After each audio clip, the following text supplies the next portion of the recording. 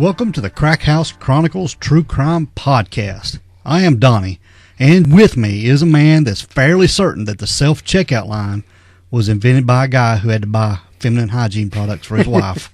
It's Dale. Yeah, you know, he got to go buy a box of plugs every now and again. Yeah, I guess, man. And I don't mind. You don't mind doing that? No, I don't mind. I got a house full of ladies. Oh, man. If I'd do that, I'd have to go get a quart of oil and maybe a wrench, too, or something, just to balance it out. I'm all good with it. Don't bother me a bit. You're all man. Ain't no doubt about it. Very confident in your manlyhood. That's right. That's it. What's going on, dude? Oh, same old, man. Been some heat lately, in. Oh, man, it's hot. A lot. It's not hot. It's just hot. It's hot. And we had some big storms fire up lately, so it's getting there. Well, the storms help cool it off a little bit. Yeah, it does. Yeah, it does. It was had a storm roll through earlier today, and it cooled it off some, so not bad at all. There's some big lightning going on, wasn't there? Yeah. It was. It's big lightning.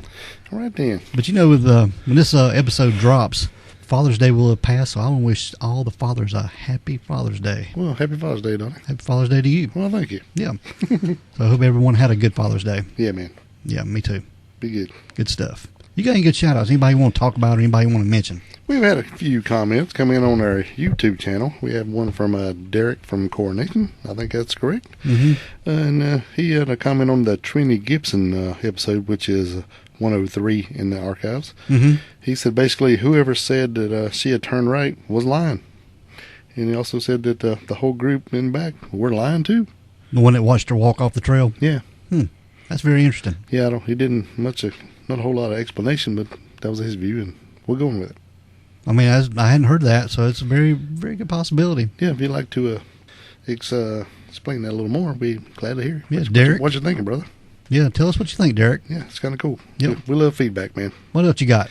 We have one from also on YouTube that was Madam Web Sleuth, and she commented on our A Should Agree episode that we did with Jen from Murder on My Street, which is episode 99, and said this case is one that plagues me to no end. Oh, man. And yeah, it does us too as well. Yeah, I think about it all the time. This one being so close to us, I mean, it's just a couple miles down the street. It blows my mind. Well, I pass a sign at least once or twice a week, and I think about it. Yeah, and last weekend we were driving up 18, and I showed everyone where the backpack was, and man, they flipped out at how far it was up the road. Yeah. Yeah, it was crazy.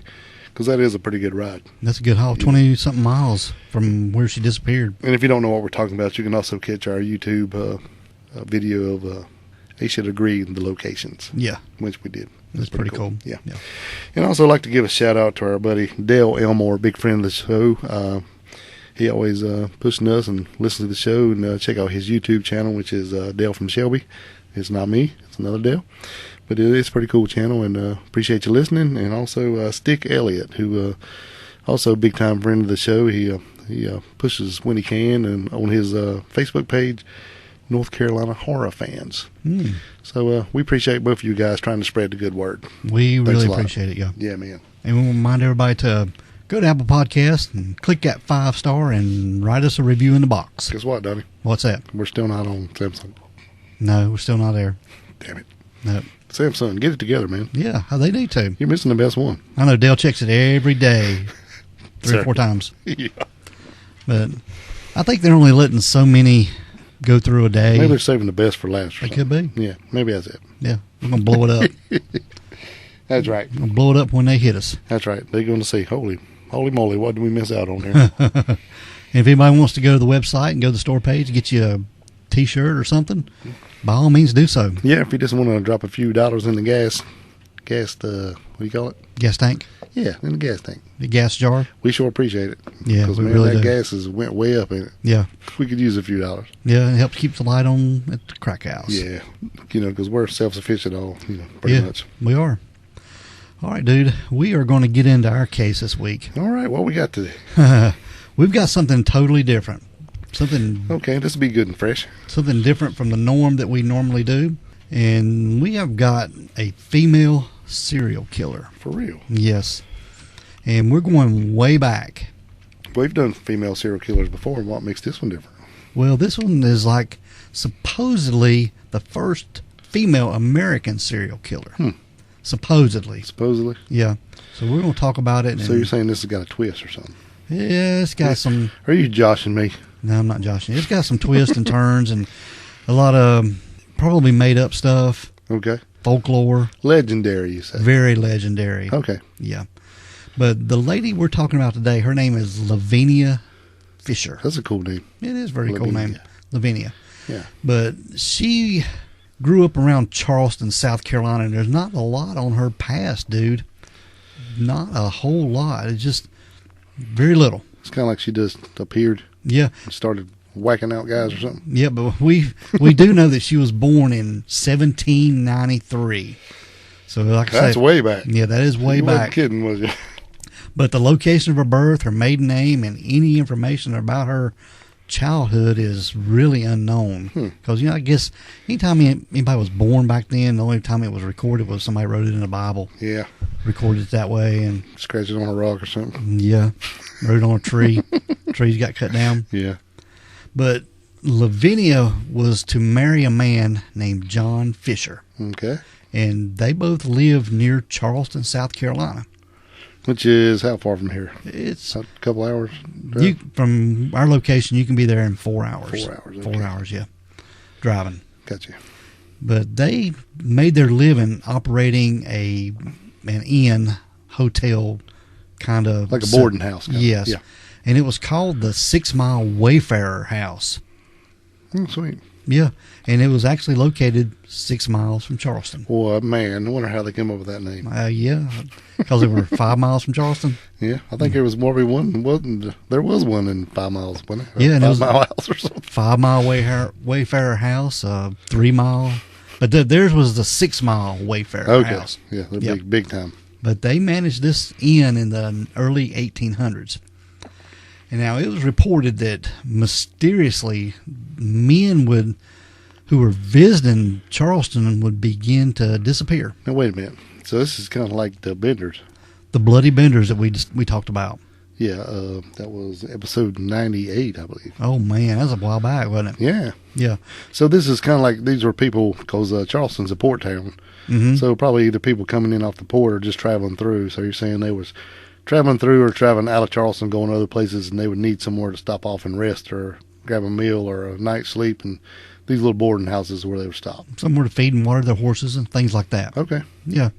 So they had a little bit of So everything. it's a lot like the Benders then. It very was. Gotcha. But I think it was a little bit better set up than the benders because Well, yeah, they only had one room and a table and a chair. a curtain and a hammer. Yeah.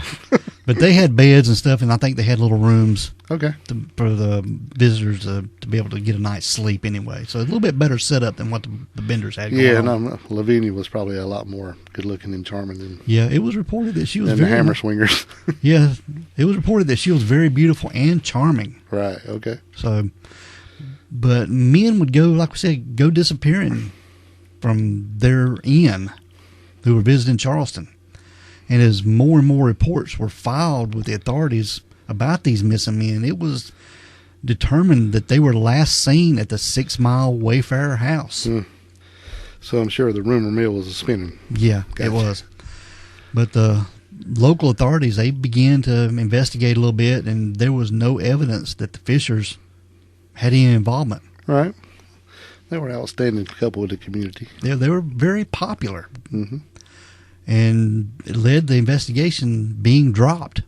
They didn't even mess with it. Well, it was also said, that she was being a pretty good looking lady, and she was really good for conversation. People would pull up, she would talk to them nice, and then have a little meal and maybe some stuff, and just chit chat, and seemed like a pretty good place to stop. Yeah. It would later be learned that Lavinia, she utilized her skills as far as her good looks and her being able to talk to people to help her husband rob and kill many male travelers. Right. I'm sure a lot of that conversation was pretty point-on questions to figure out if these fellas had money or not. Yeah. You just kind of work them in there and not. size them up. You're right. Exactly. Yes. See what they had on them and check them out, see where they were going. And Yeah, if you got to leave or not, if you was broke. Yeah. Like Dale said, the rumor mill began to stir, and the locals, they soon gathered up a small group of vigilantes, and they went to the Fishers. And this was in February of 1819. and they were going to stop some of the activities that were occurring there, Dale.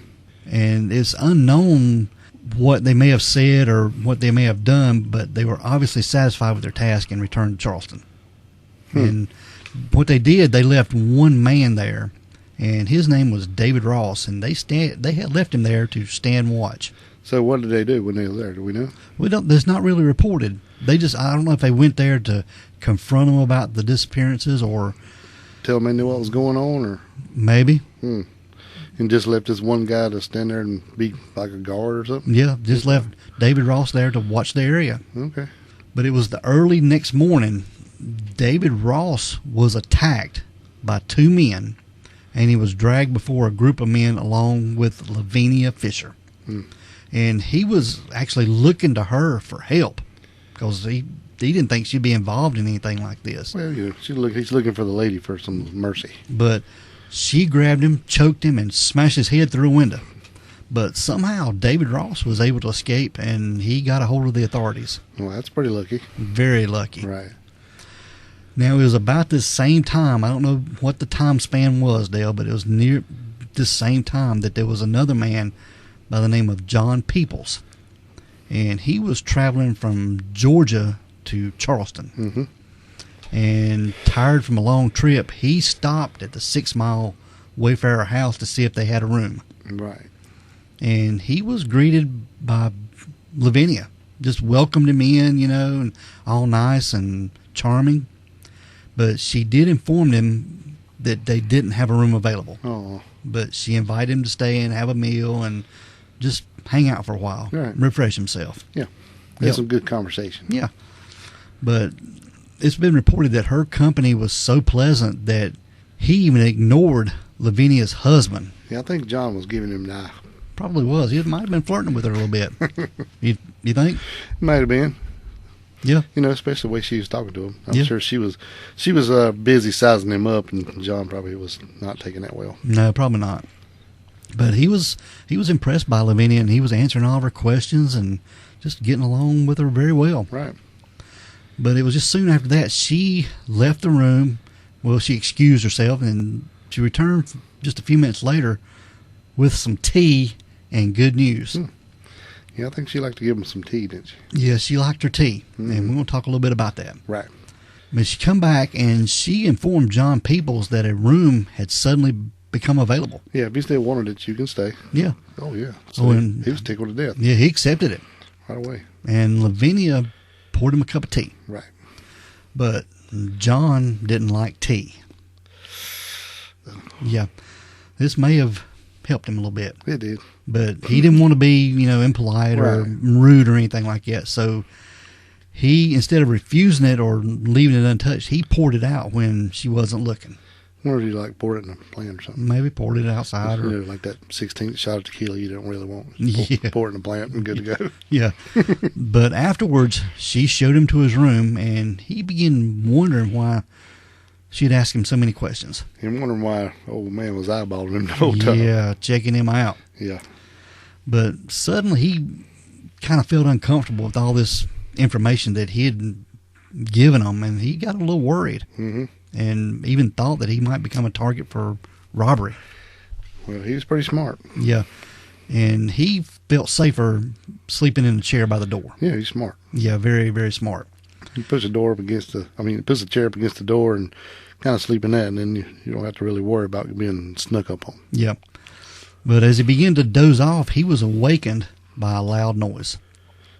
And looking around, he realized that the bed that he should have been sleeping in had disappeared. Right. Into a deep hole beneath the floor. Wow. Yeah. And John, he quickly got out a window and got on his horse and fled to Charleston. Okay, so let's break this down a second. So really what's going on here is she invited people in. She would, like we said, give them the little questionnaire and talking a lot of conversation and figure out what's going on. And then this tea that she would give them, it was doctored up a bit. Yeah. And it had some type of poison in it. Oleander. But it wasn't lethal, but it would knock them out, I guess, for several hours. And then they had the floor underneath the bed rigged up some way. Some kind of trap door mechanism, spring-loaded type. So the bed actually didn't collapse itself, but when they pulled the pin or whatever was going on, the whole, like the bed, I guess, was bolted to the floor maybe. Could be. And then when that trap door opened, it just kind of flipped you out in the basement. Slid you off the end of the bed down Right. into the basement. Yeah. Okay. Sheets and all. Right. Yeah. Whatever you were sleeping in would. Wow. And it'd been reported they were like spikes down there you would fall on and kill you, or even Lavinia's husband John would kill you. Be down there and stab you to death. Yeah, it could be. So, Been reported both ways. yeah, right. So it's pretty wild scene there. Mm-hmm. It's a lot of scenes of the Benders, but a lot more. How do you say? More upscale. Yes, there you go. Yeah. That's what I'm looking for. It's Yeah. an upscale murder house. But now the authorities, they had enough evidence against John and Lavinia to go arrest them because they had Well, this makes two people that yeah. got away and went and run told on them. Yeah. Right. So that's two witnesses. Yeah. At least. But they were arrested, as well as two men they had been operating with. And the 6 Mile Wayfarer house was searched thoroughly and the grounds dug up. And it was filled with hidden passages, and the sheriff reportedly found items that could be traced to dozens of travelers. And he found a tea laced with herb that someone could be put to sleep with. Right. Like we said. Yep. And a mechanism that could be triggered to open the floorboards beneath the bed. Right. And in the basement, there was reported there were 100 sets of remains. That'd be kind of nasty. Yeah, it would be. That would be a little strong smell. You'd think it'd be I would say. stinking. Yeah, a lot. Whew. Yeah. Now, the Fishers, they pled not guilty, but they were ordered to stay in jail until their trial began. But in the meantime, their co-conspirators were released on bail. Which is weird. Yeah, very weird. And at their trial, this was in May, the jury didn't agree with their innocent plea and found them guilty of multiple robberies and murders. And they were sentenced to hang. However, they were given time to appeal the conviction. Okay. Now, during their wait, they occupied themselves by making a plan to escape. And they were housed together in a jail that was really not heavily guarded. Right. And they began making a rope from like bed sheets and linens and things. Right. Yeah. Their cell had a window in it. Yeah. And this jail that they were in, it's been reported that it was terrible. Yeah. Very and tall, like 4 stories or something. Yeah. Right. Rats, bugs. There was no way to keep the cold out or the heat out. I mean, it was just. Well, it's not going to be a decent jail if it's not full of rats and bugs. I mean, come on. This Yeah, is in the 1800s. Yeah, you got to have all that. But on September the 13th, they put their plan in place, and they used the rope to drop down to the ground. Mm-hmm. And John made it out, but the rope broke. Yeah, right before he got to the ground, I think it broke, and he just fell on the ground, leaving Lavinia trapped in the cell. Yeah. But he wasn't willing to go without Lavinia. No. And he returned to the jail, and the two were afterwards kept under a lot more tighter security. I think he'd done that a couple times. Like when they arrested him, you know, when they come to get him, they were in there with some guns. They had like some muskets and some black powder and stuff. And but when the vigilantes or whoever, the police came to get them, they were way outmanned or outgunned. So he gave up, you know, to try to help her. He gave up, and then he also basically told the police, everybody who were in this the Highwaymen group that they had. And I'm not talking about Johnny Cash and Willie and Waylon and Chris Christopherson, but Highwaymen were like the gang that were robbing people. But so he was trying to save her every chance he gets. So now he's fallen outside, left her inside. He just couldn't stand it. So what he do? Just walk back around, knock on the door, and go, "Can I go back in?" I guess so. They must have saw him and picked him up. Yeah. So he wasn't going to leave her. Kudos for that. Yep. But in February of 1820, the Constitutional Court rejected their appeal, and their execution was scheduled for later that month, end of February. So they were in jail for about a year or so. Yeah. And a local minister named Reverend Richard Furman was sent in to counsel John and Lavinia. So they, you know, if they wished to. And John really talked to Furman and said he talked to the police about